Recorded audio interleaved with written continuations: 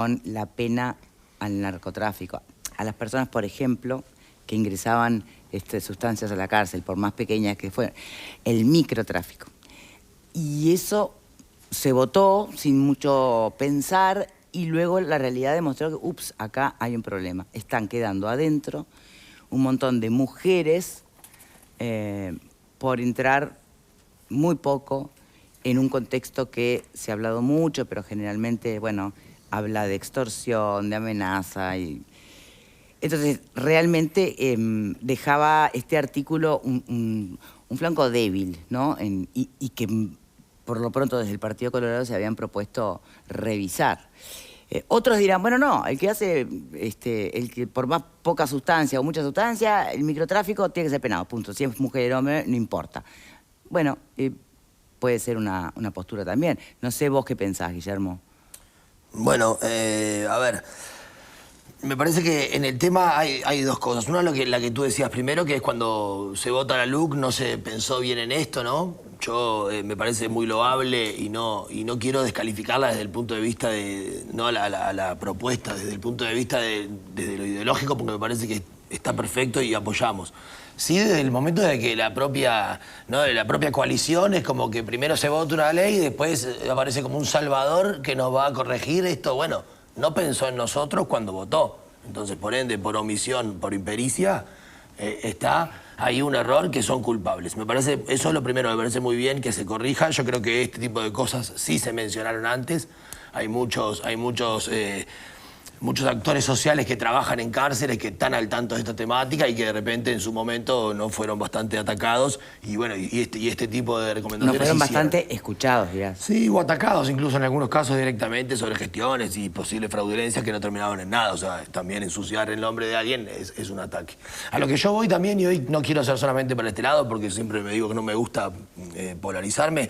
Hoy escuché leí un argumento de Santiago González, ¿no? Con el que no estoy de acuerdo, pero es verdad, si nosotros dejamos el castigo o no hacemos nada al respecto, también estamos fomentando un tipo de actitud de los grupos delictivos que ya se valen de este tipo de herramientas porque por algo sucede la extorsión. No, claro, la contracara de esta propuesta de flexibilizar este artículo puntual, contemplando el caso de mujeres, por ejemplo, para cerrar, también puede tener la otra mirada y decir, bueno, entonces van a usar mujeres para que se realice este delito mucho más que antes.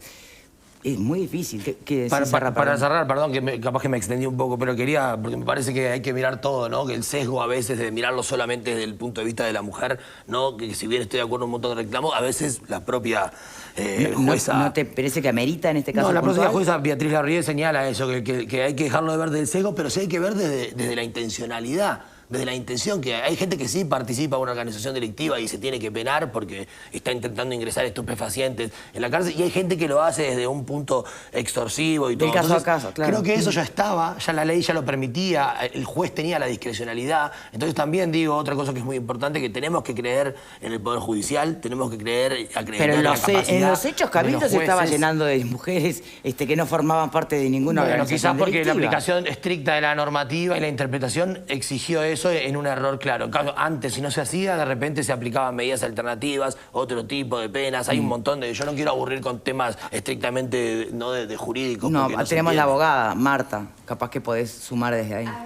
Vos también sos abogado. Por eso digo.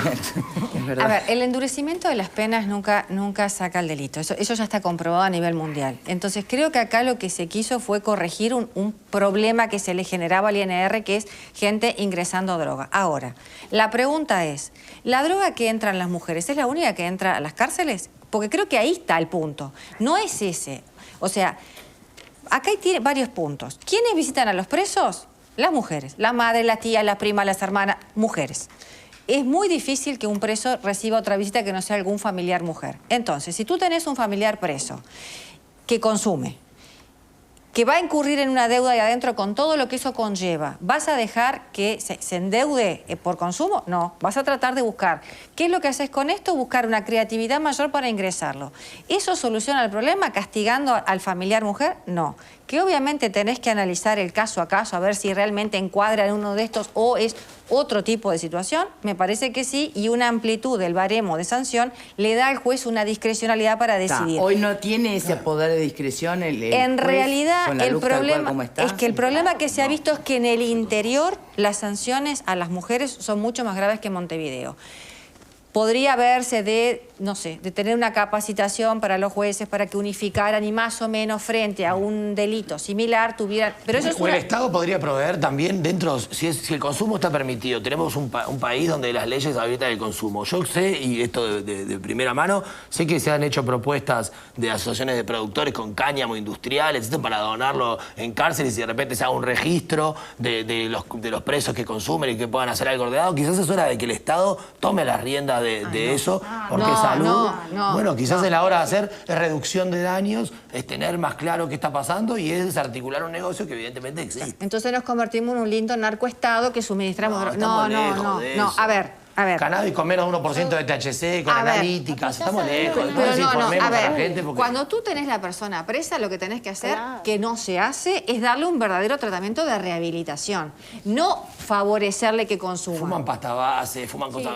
Bueno, está bien, para eso voy. Lo que tenés que hacer es buscarle la forma para que ahí adentro no acceda a drogas, porque las únicas drogas que entran en la cárcel no la entran las mujeres. Cáñamo industrial. La entran otro tipo de personas. Yo soy de la idea, vos hablás quizás no sé, de un consumo controlado. Yo para mí es consumo cero.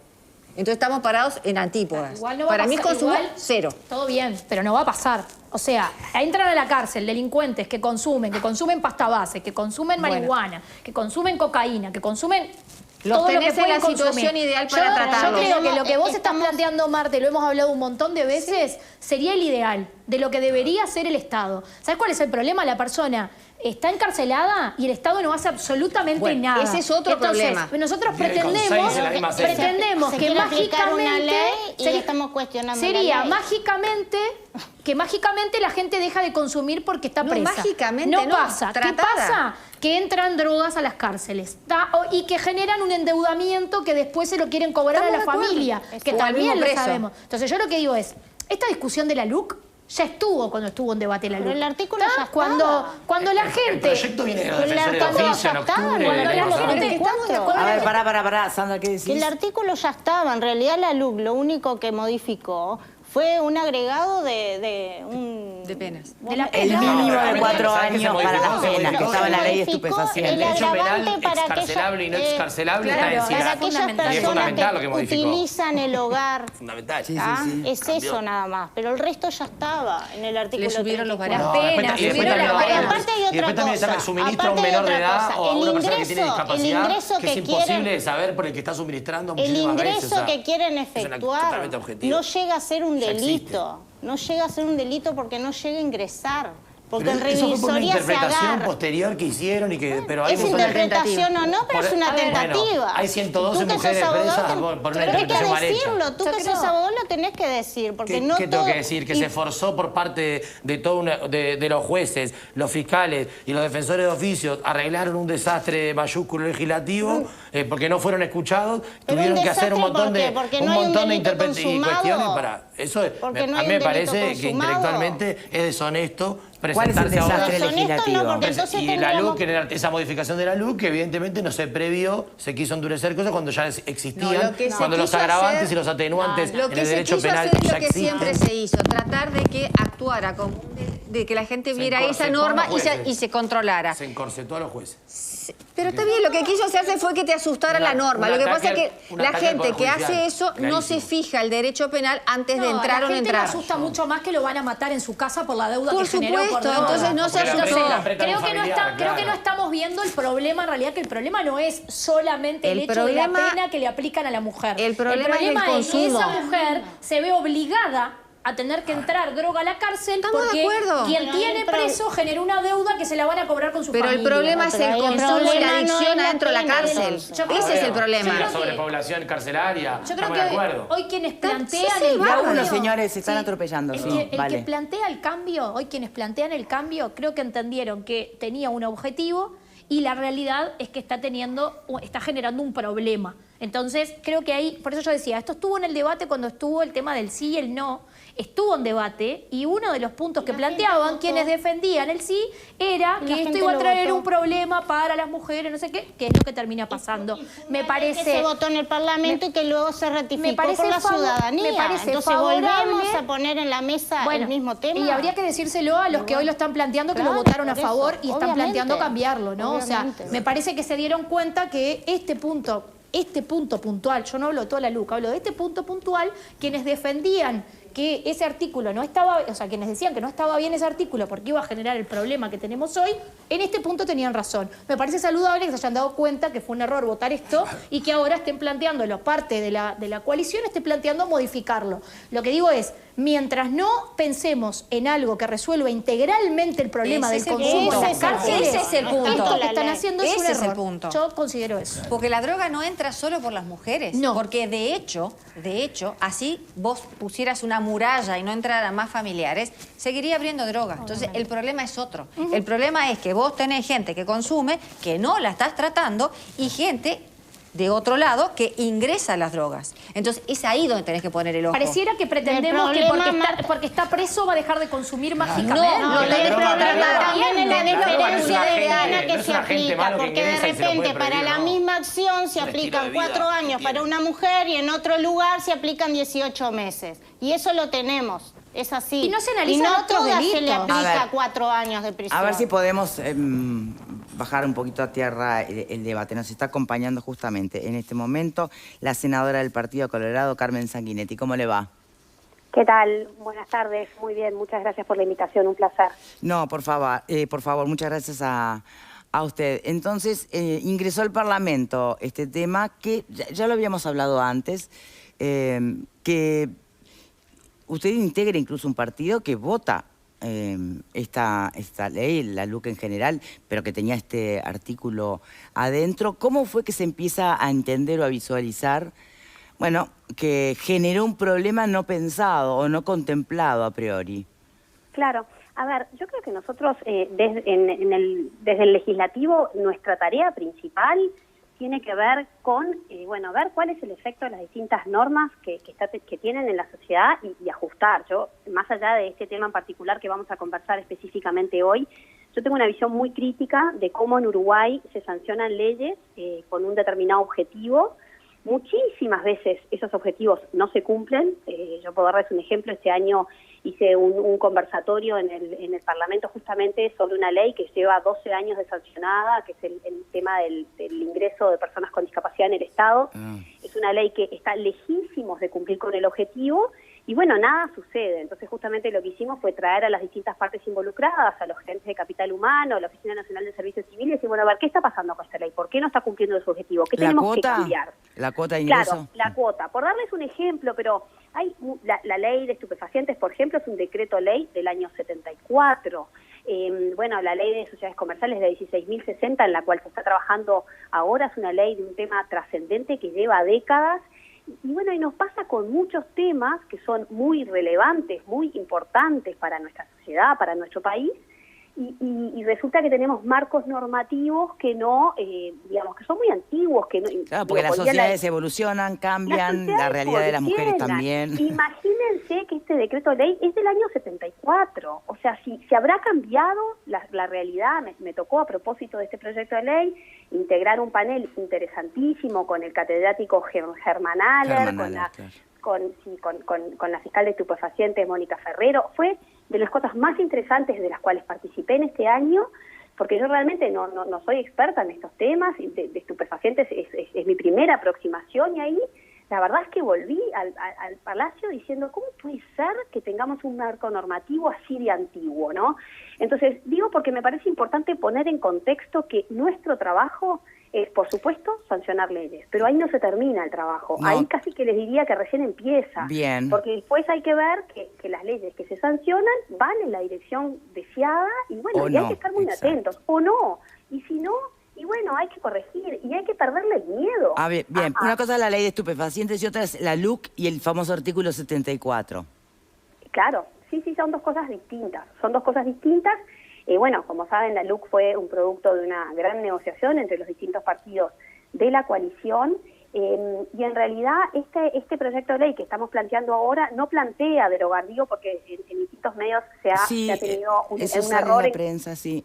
Sí, digamos que nosotros no estamos planteando derogar todo el artículo 74 para nada. Nosotros simplemente lo que estamos haciendo es quitando, digamos, cuando el delito sucede en las inmediaciones de las cárceles, ¿no? Porque en definitiva lo que pasó con la LUC es que lo que hicieron fue reflotar de alguna manera el artículo 36 de este decreto ley, justamente al que estábamos refiriendo, porque se le agregó un inciso sexto, que se mantiene con este proyecto de ley, no se toca, que este inciso sexto lo que dice es que cuando se utilice un hogar como lugar de venta, depósito, distribución de las sustancias, ¿verdad?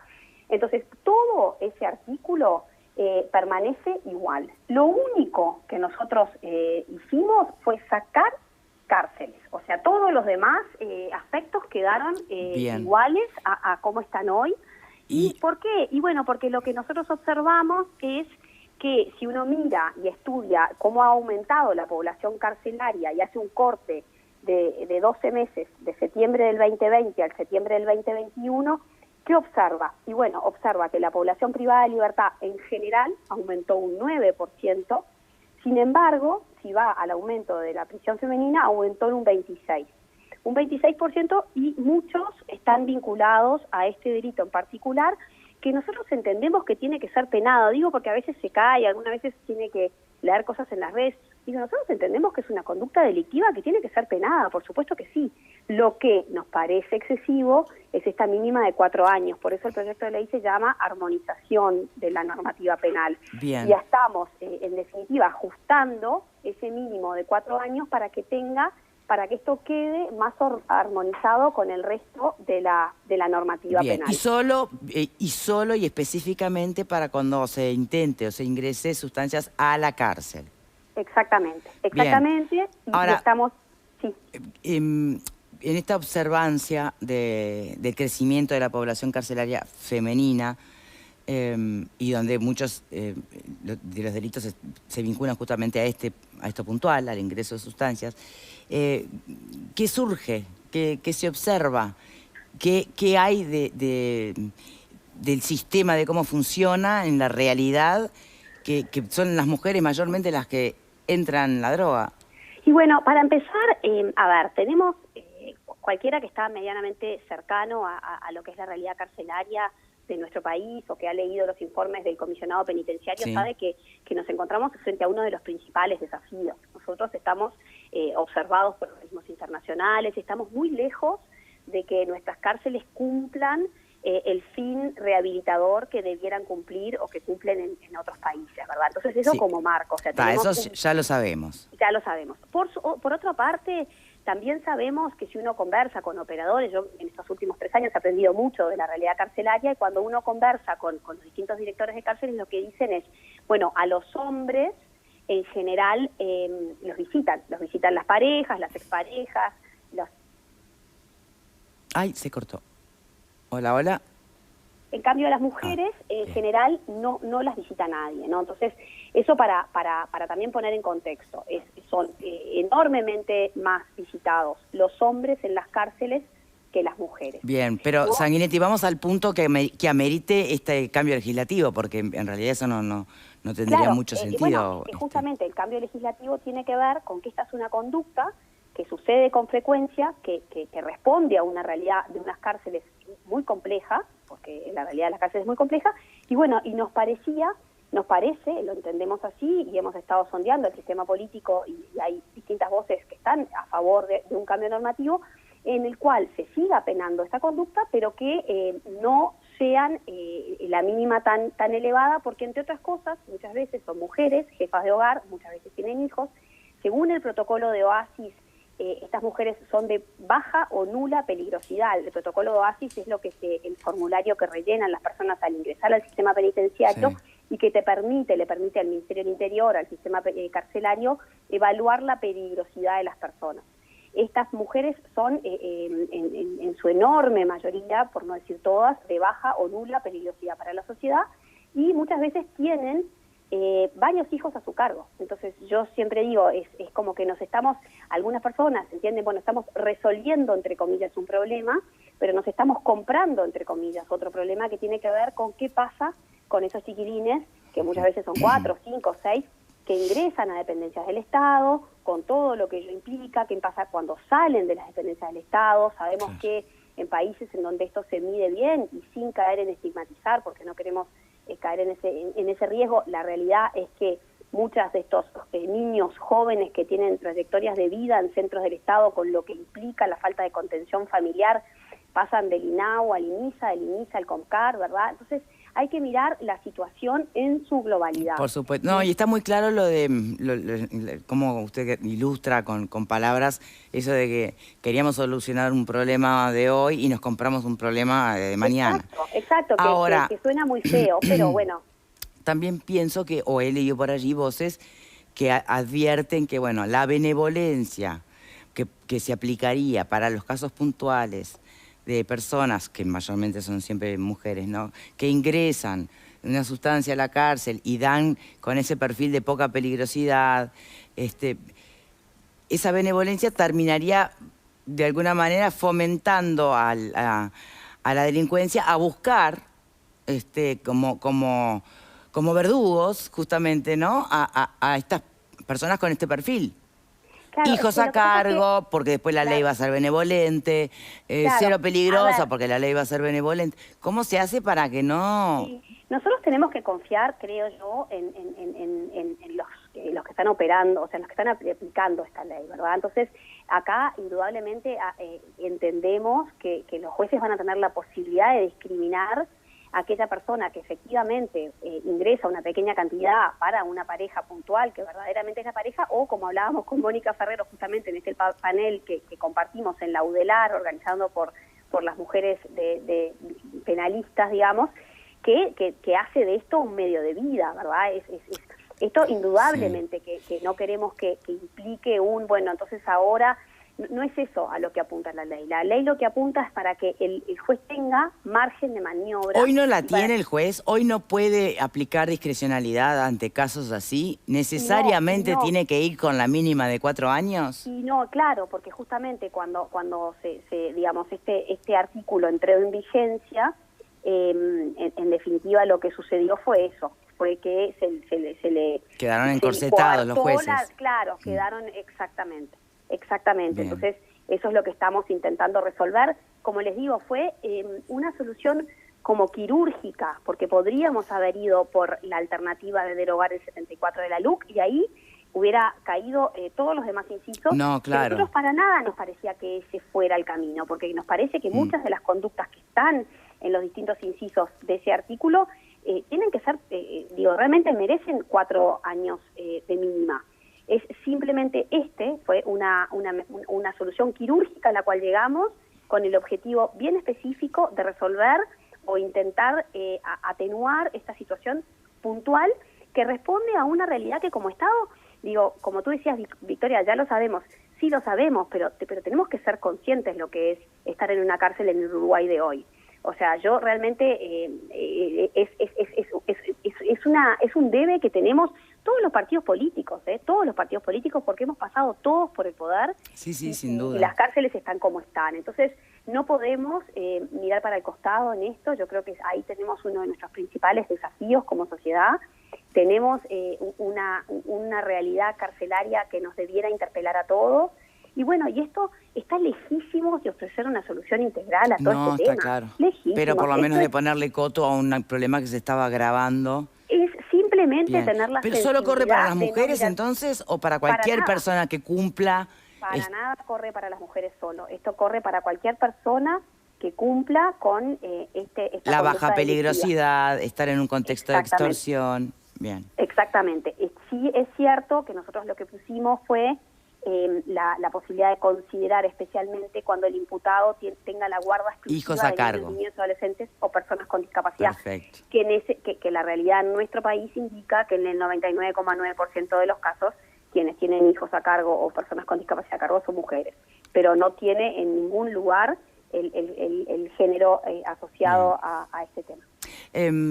senadora, la última pregunta. ¿Se debatió en este panel que usted evoca, que usted cita, Sí. con protagonistas clave, ¿no?, sobre estos asuntos? ¿Se llegó a poner en debate qué pasaría si el consumo de marihuana fuera legal en las cárceles?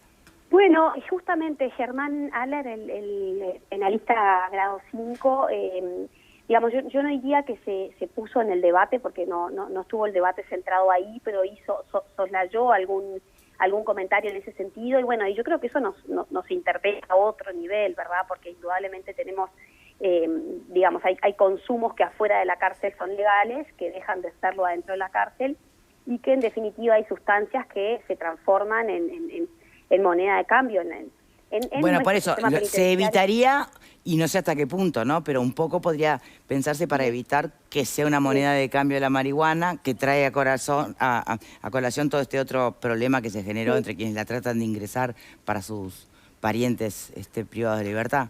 Sí, esto es una realidad que digamos, no escapa a toda Latinoamérica, o sea, este es un problema que tenemos en varios países.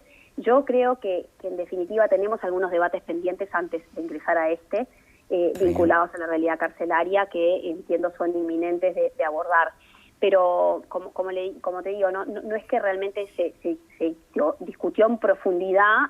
Sí, Germán Aller hizo algún comentario, soslayó algún comentario. O sea, está ahí, no es algo que no se habla. Está sobrevolando esa posibilidad. Bien. Lo que genera un desafío enorme está clarísimo, ¿no?, desde otra perspectiva, pero bueno, solo para saber hasta dónde o cuáles son los elementos que están sobre la mesa cuando se debaten estos temas y sobre todo cuando se plantea este proyecto. ¿Qué sabemos de la recepción o receptividad que pueda tener esto entre los blancos? Colorados deduzco que ya está saldado. Sí, el Partido Colorado apoya, en el Partido Nacional ya me han expresado varios que están alineados con esto. No he tenido conversaciones con Cabildo, pero estoy segura que esto en el Senado tiene los votos como para ser sancionado, ojalá en el inicio del año que viene, apenas se abra la legislatura. Bien. Para la oposición que pueda estar haciendo hincapié en el error de la coalición en votar esto sin prever lo que podía pasar y que ahora está requiriendo una enmienda, ¿qué hay para decir? Y bueno, a ver, Victoria, yo creo que en definitiva los distintos partidos políticos han sancionado leyes que han traído consecuencias inesperadas. Yo tengo una visión muy crítica de muchas de las leyes que se sancionaron en los periodos del gobierno del Frente Amplio, de gobiernos del Frente Amplio, que legislaron como si fuéramos a Holanda y nos trajeron problemas de un país que no somos. Y podría nombrar muchísimas leyes. Entonces, la verdad es que mi respuesta a eso es seamos sensatos y seamos sensibles a la realidad y tengamos la altura y la madurez que se requiere para en definitiva corregir o arreglar esas situaciones que son indeseadas. Yo realmente no le tengo miedo a la cuestión política del dedo acusador, porque si entramos en esa hay mucho para señalar también. Perfecto. Senadora, muchísimas gracias por su tiempo. No, gracias a ustedes, un placer. Muy bien. Hasta luego. ¿Tenemos un ratito más antes de la pausa? Sí, ¿verdad? Sí. Bueno, Marta. A ver, yo creo que el proyecto es una buena cosa. Es cierto lo que dijo la senadora en cuanto a que a veces se sancionan leyes y después hay que salir a corregirlas porque los hechos te demuestran... A veces la realidad se impone o se... Sí, exactamente, o no se escuchó a los distintos asesores o lo que sea. De todas maneras, entiendo que esto va a solucionar un tema que se podría solucionar de otra forma. El problema viene dado porque en general... ¿De qué forma? En general, cuando detienen a una persona por este tipo de cosas, interviene Fiscalía. Fiscalía tradicionalmente va a pedir siempre lo máximo. Como este tipo de personas suelen ir con abogados de oficio, les dicen que firmen el acuerdo en esos términos y por eso es que terminan con esas sanciones. Pero igual la mínima es Pero lo que pasa es que no llega a configurar el delito, es una tentativa. Y la tentativa mitiga el baremo. Lo que pasa es que esa discusión requiere otro tipo de asesoramiento. Entonces, generalmente lo que sucede es que cuando llega el juez ya está el acuerdo hecho y la persona termina sancionada por este disparate. Esto lo que se está haciendo es, señores, ya que es esta la operativa que tenemos desde Fiscalía, bueno, ahora va a tener este otro marco.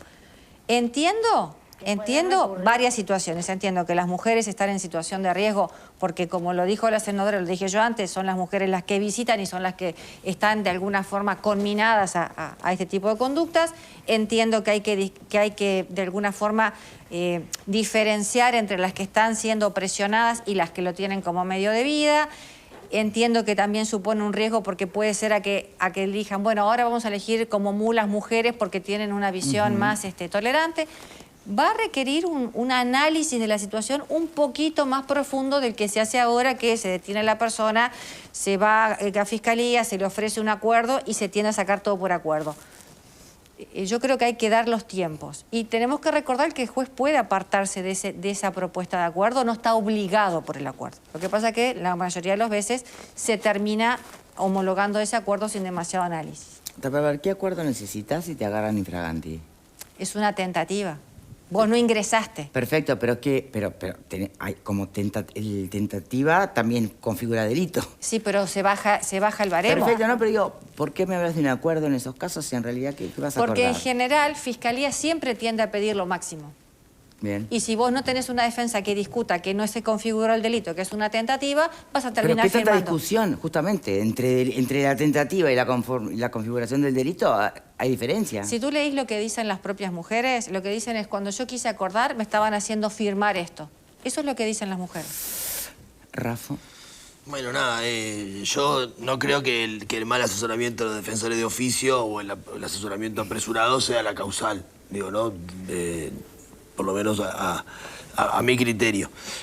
Lo que sí creo es que todo este tema de interpretaciones, de si es una tentativa o no, ingresan en lo que decíamos al principio. Ya existía la posibilidad de juzgar este tipo de acciones.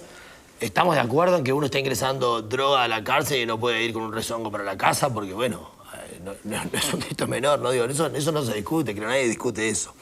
Lo que yo vuelvo a hacer hincapié es un problema y tenemos muchas formas de enfrentar un problema. Lo perseguimos, lo criminalizamos, así pasó con un montón de cosas que hicimos y cuando lo cambiamos nos dimos cuenta que al final no todos esos monstruos que preveímos no existieron. Que la situación de cárceles es dantesca. Quien tuvo la triste posibilidad de asistir alguna vez, penal, CONCAR, cualquier centro, ¿no? Uno tiene nuevas pesadillas a partir de la visita. Entonces, en realidad, ese es el tema profundo y de fondo. Luego, la formación en cuanto al tema del consumo. Si uno no está al tanto, no tiene una capacidad informativa, un montón de cosas. Cannabis es legal en Uruguay, hay medio de ir. Uno puede leer por ahí que hasta 40 gramos. ¿Está bien? Llevo 15 gramos para mi primo. No va a ser nada grave. Reventarme lo sacarán. Termino 4 años detenido. Bueno, estás privado de libertad, no estás en un hotel. Pero tenemos que ser... Es que ese es el tema. Pero por eso tenemos que ser a veces... A menos que se entienda y haya una perspectiva terapéutica. La negación del problema nos lleva a no resolverlo y a dar medidas que no son eficientes ni eficaces. Esa es mi postura. Yo creo que pudiendo hacerlo afuera, sobre todo con los beneficios que van por el lado... sobre todo en el cáñamo industrial, que el CBD es un tranquilizador, tiene un montón de propiedades, hasta se podría hacer investigación con aquellos que estén dispuestos a hacerlo, aprovechar el tiempo, quizás incrementan, quizás no. No, digo, lo que sí digo es, hay una posibilidad de hacerlo, hay un montón de producción en Uruguay que no se está aprovechando, hay una posibilidad de alguien que está haciendo una donación, que tiene intenciones de dar ese producto de gratis, no ni siquiera es un problema. Y bueno, y nos estamos negando a hacer ese tipo de pruebas, entonces no queremos resolver el problema de fondo o surge la suspicacia, ¿no? Que uno se puede haciendo 2 más 2. ¿Por qué no se quiere hacer? Digo, eso es lo que yo creo. Tenemos que afrontar tomar el toro por las astas. ¿Por qué no se quiere hacer? Y bueno, porque hay otros negocios que seguramente están en eso, la droga dentro de la cárcel. Las imágenes que veíamos en el video recién son prácticamente todas de pasta base. Digo, no vi, había algún pedacito de marihuana, lo que se llama marihuana prensada, que ni siquiera es una marihuana de producción legal dentro de Uruguay, eso se trae de otro lugar. Entonces seguimos con un problema que estamos afrontando, que lo estamos ganando y que es momento de volver, ¿no? a reforzar esas medidas que nos dieron, a mi criterio y al criterio de muchos estudios de análisis que hay, nos dieron buenos dividendos. Creo que en la posibilidad de implementarlo en cárceles eliminaríamos este problema de raíz, porque no es solamente el problema que pasa con los implicados, también hay un sistema judicial que está perdiendo tiempo en eso. Y que los defensores de oficio, como en otros programas que me ha tocado estar acá, la relación es 3-1, ¿no? Entre fiscales y defensores de oficio. Entonces, si para meterme para adentro tengo 3 y para sacarme para afuera tengo 1, terminamos criminalizando la pobreza de un mal asesoramiento. O por lo menos usted comparte conmigo, porque es lo que acaba de decir. Si yo tengo un asesoramiento mejor, tengo dinero, zafo. Eso lo comparto. Y eso es triste. Eso lo comparto. Eso es así. Ahora, que de alguna forma tengamos que suministrarle droga a los presos. No, porque en realidad ellos no solamente consumen marihuana, también tienen las famosas canicas, que son los tranquilizantes, y acceden a otras cosas. O sea, hay un problema que va más allá de darles o no marihuana. Ese va en Iniza como loco. Todos los jóvenes en Iniza, reclusión, todos tomando pastillas. ¿Y sí? Viva, ¿Sí? bueno, horrible también. Eso sí trastoca la trastoca celular, todo, psiquis a nivel celular. habría... Es mucho peor que yo odio, la verdad. Ojalá que mi hijo, en vez de darle todo el tiempo bolas, como se dice a este tipo de pastillas, ojalá canica, que... sí. Yo preferiría si que nada. Yo preferiría que nada. Bueno, pero eso preferimos todos. Hay un tema que es el que está sucediendo, que los gurises entran con un consumo de lo que hasta no existe. Entonces, y bueno, es que nos hemos convertido en un narcoestado. Entonces ahí tenemos que... No, pero eso es otro tema. No es otro ¿Será tema, otro es el tema? mismo. Y sí, obvio. Tenemos que hacer una pausa. Es el mismo. Retomamos en instantes nada más, ya venimos.